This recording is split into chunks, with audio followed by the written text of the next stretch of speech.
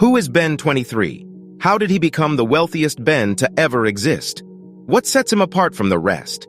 How does he compare to Ben 10 Prime? What are the names of Ben 23's most iconic aliens? And what really happened to his grandpa Max? We'll uncover the answers as we delve into his background, early experiences, his overall character development from the beginning up to now as we look at the complete timeline of Ben 23. Don't be hating, it's mine. Ugh. It was meant for your grandfather. That doesn't... You knew Grandpa Max? Yes.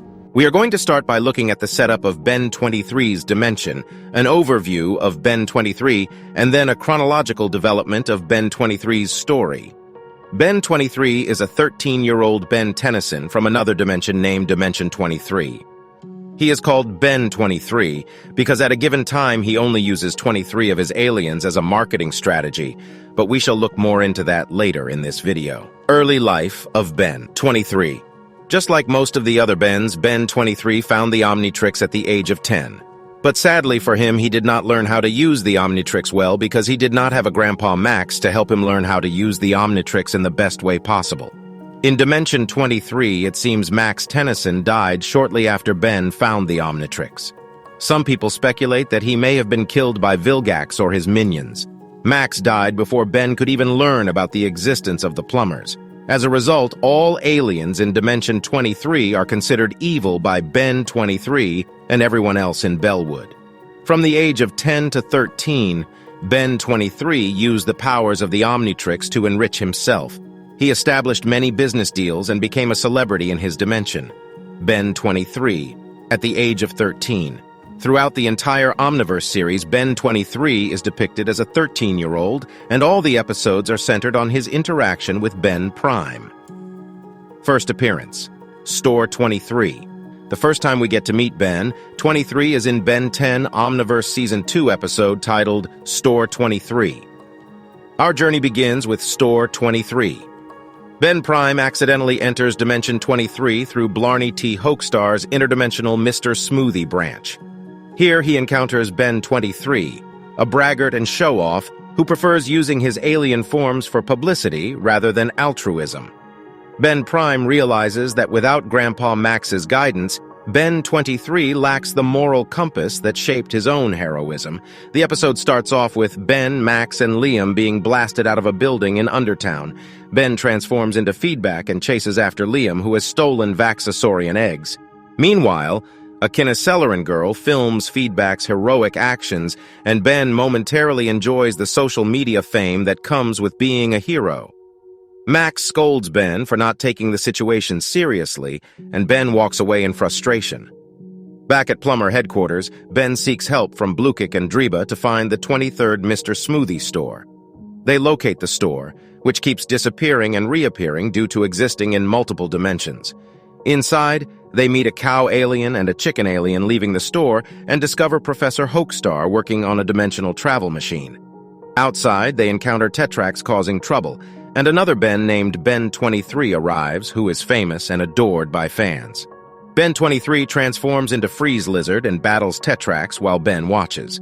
Ben instructs Blukik and Dreba to repair the interdimensional generator. Ben joins the crowd surrounding Ben 23 and witnesses his fame. Tetrax confronts Ben, who transforms into XLR-8 to chase him. Ben 23 misunderstands XLR-8's intentions and reveals his Omnitrix. They both realize the possibility of meeting each other. Meanwhile, Tetrax informs the intellectuary about the second Ben's existence. Ben 23 takes Ben to Mr. Gyro, where he is swarmed by fans. Ben 23 claims to be the richest and most famous person in the world. Ben shows him his aliens, but Ben 23 is disheartened when Ben dismisses his aliens. Suddenly, 77 launches a rocket, and Ben 23 transforms into Rollaway to save them. They battle 77, and Ben disarms a bomb attached to Rollaway.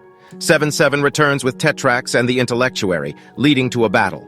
Ben transforms into Heat Blast, while Ben 23 becomes Electricity.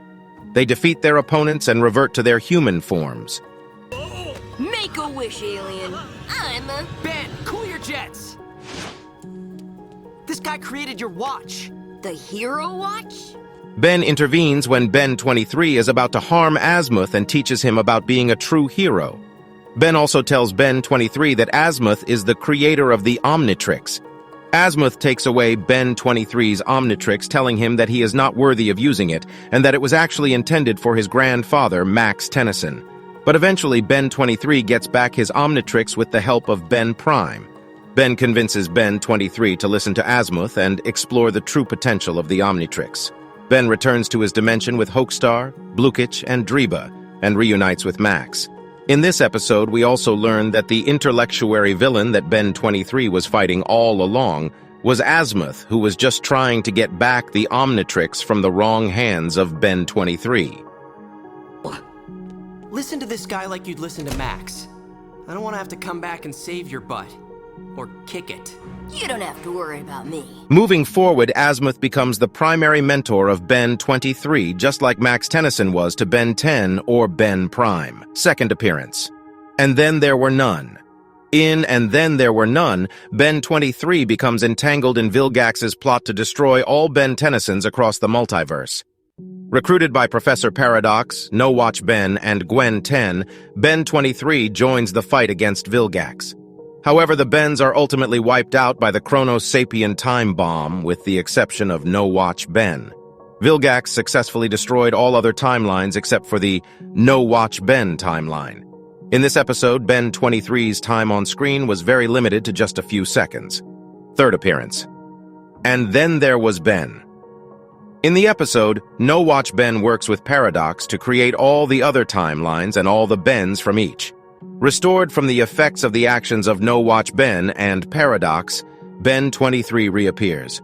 Teaming up with other surviving Bens, including Ben Prime and Gwen 10, Ben 23 helps defeat Vilgax using a supercharged cannonball before being returned to his dimension. Yeah! We're done. I'll take the alternate Bens back to their own realities. Ben 23 made his final appearance in the two-part special titled It's a Mad, Mad, Mad Ben World. Part 1 begins with Ben playing video games, ignoring communications from Rook and other allies. Suddenly, Ben 23 and Azimuth 23 appear, and Azimuth 23 angrily teleports away after Ben 23 accidentally ate him. Ben 23 says that Azimuth brought him here so that Ben could mentor him while Azimuth is taking a break. They play video games together and then go after Exoskull and Subdora.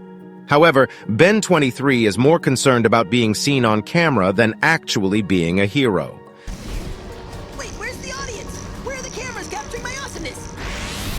Ben Prime explains that being a hero means doing the right thing regardless of whether anyone is watching. Ben and Ben 23 transform into Walkatrout and Speedy Quick, but their playful attitude leads to their defeat. Rook arrives and reveals that they can track the criminals using Ben's transformed alien's trail. Their mission leads them to encounter Maltruant, who is being repaired by Dr. Psychobos, but a chrono cog activates, transporting them to Mad Ben's dimension.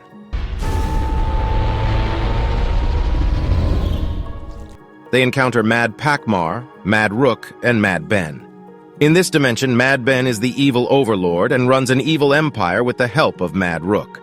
Ben Prime and Ben 23 escape when Clockwork freezes Mad Ben back in time.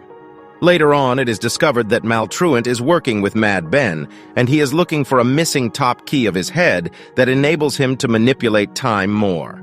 He eventually finds it and uses it to damage the Omnitrixes of both Bens.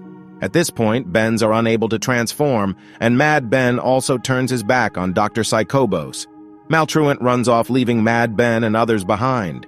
The episode ends with Mad Ben attacking both Bens and Dr. Psychobos. Ow. How long was I out? And where am I? It's a Mad, Mad, Mad Ben world, Part 2. Ben wakes up chained to Ben 23 and Dr. Psychobos. They manage to escape and find shelter in a broken Mr. Smoothie. Dr. Psychobos fixes their Omnitrixes, and they head back to confront Mad Ben. They also realize that the Omnitrixes have been linked to each other, causing them to pick wrong aliens.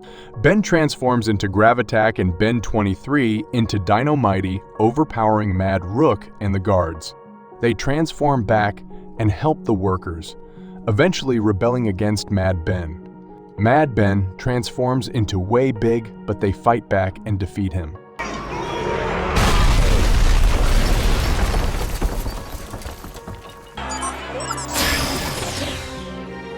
After defeating Mad Ben, Psycho Boss reveals that he set their Omnitrixes to explode.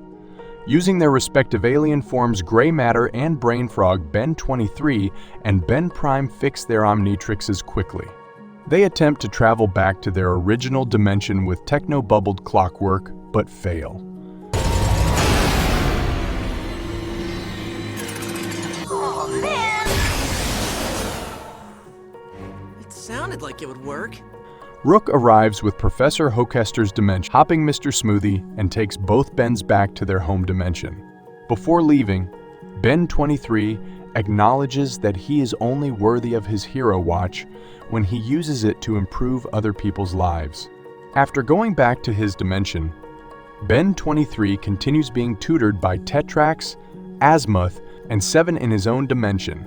This marks the last time we heard of Ben 23, at least for now.